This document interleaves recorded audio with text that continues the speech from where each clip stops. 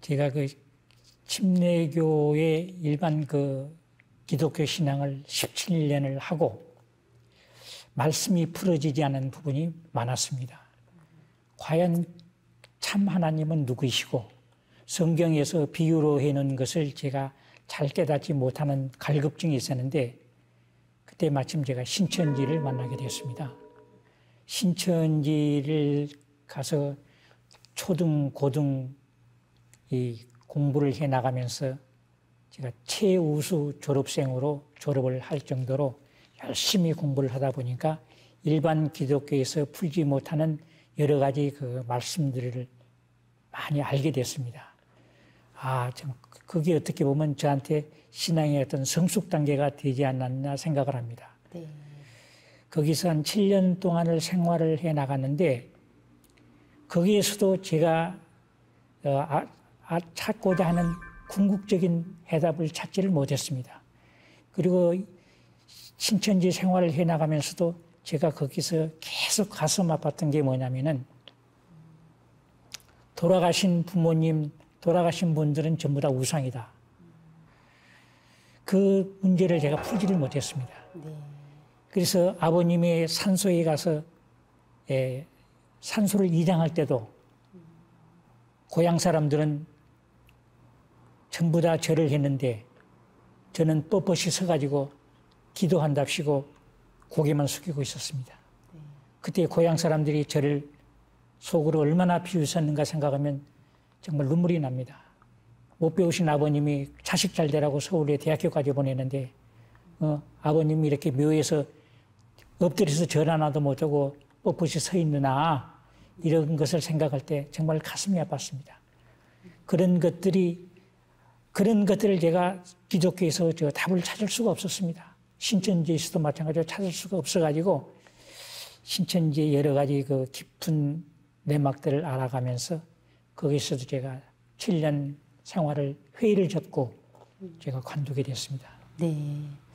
교회를 오래 다니신 분들이 나 이외의 신을 믿지 말라는 유일신관 때문에 우상 숭배라고 이 조상님 제사도 안 지내고 네. 이 절을 제대로 안 드리는 부분에 대해서 나중에 가장 가슴 아파하시더라고요. 네. 네. 수호사님. 네.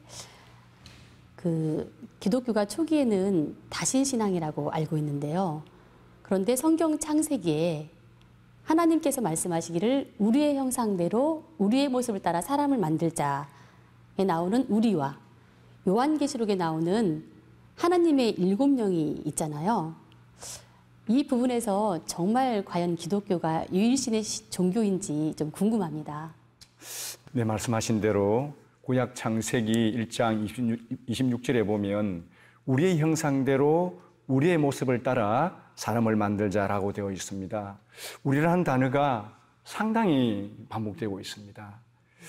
만물 창조의 전상의 인격적인 주재자는 한 분이 아니라 다수의 성신들이었다는 것입니다. 우주 일련의 봄에 인간과 만물의 화생을 주도한 성신이 한 분이 아니라 여럿이었다는 말씀이죠. 신학자들은 이 천상의 성신들을 천상신들의 총화라고 해석을 합니다. 그리고 또한 요한계시록 4편 5장에는 보좌 앞에는 7 촛불이 켜져 있는데 그것들은 하나님의 7 영이라고 하였습니다. 네.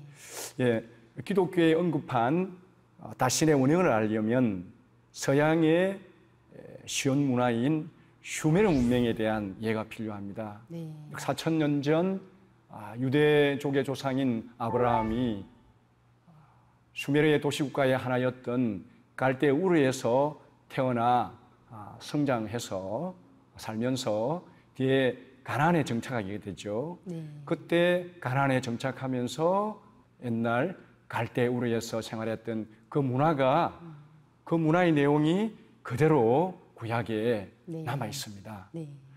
이 수메르인들은 위에서 말한 7 주신을 포함하여 수많은 신들을 섬겼습니다. 7 주신은 사람의 형상을 한 바로 인격신이었습니다. 이 7 신의 제사 지내는 유물이 바로 지구라트입니다. 예. 그래서 성서학자들도 구약의 바벨탑이 이 슈메르의 시오라트라고 보고 있습니다.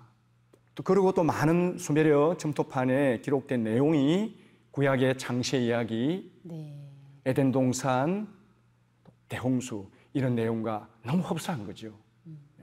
그리고 이제 고대 유대 문화와 구약의 정통한 최고의 권위를 자랑하는 하버드의 쿠겔 교수는 자신의 명저 옛적의 하나님에서 이렇게 이야기하고 있습니다.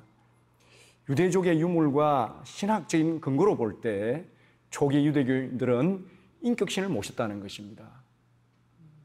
그리고 이제 실제로 초기 유대교 문화를 무덤을 발굴하여 보면 우리가 조상님한테 제사를 지낸 것처럼 그 사람들도 유대족 초기 유대인들도 조상님의 그 무덤 속에 네. 음식과 음료를 이어드렸다.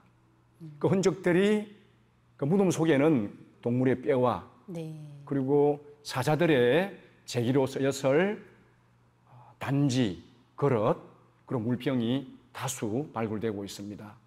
이것을 볼 때 무덤 속의 유물이 무엇을 이야기하고 있는 것인지 우리는 잘 알 수 있다고 봅니다. 네. 정말 새롭기도 하고, 예. 정말 그랬을까 놀라운 내용들인데요. 네. 그래서 우리 오평두 도생님께서 갈급증, 한계 이런 것들을 느꼈다고 알 수 있겠습니다. 네. 오평두 도생님과 말씀을 나누다 보니 영화 밀양이 생각나는데요. 주인공이 자기 자식을 죽인 이 유괴범을 용서를 하려고 이 교도소에 면회를 갔는데 요 교도소에 들어온 뒤로 하나님을 가슴에 받아들이게 됐습니다. 하나님이 이 죄 많은 놈한테 손 내밀어 주시고 그 앞에 엎드리가 지은 죄를 회개하도록 하고 제 죄를 용서해 주셨습니다.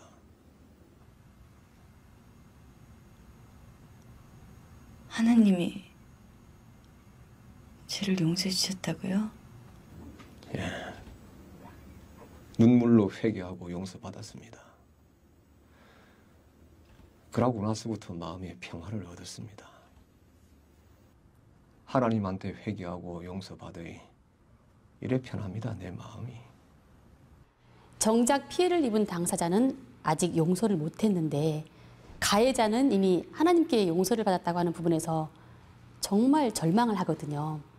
이처럼 이 교리가 현실과 맞지 않을 때 또 이성적으로 이치적으로 이해가 되지 않을 때는 이런 신앙적인 방황을 할 수밖에 없다라는 생각이 듭니다.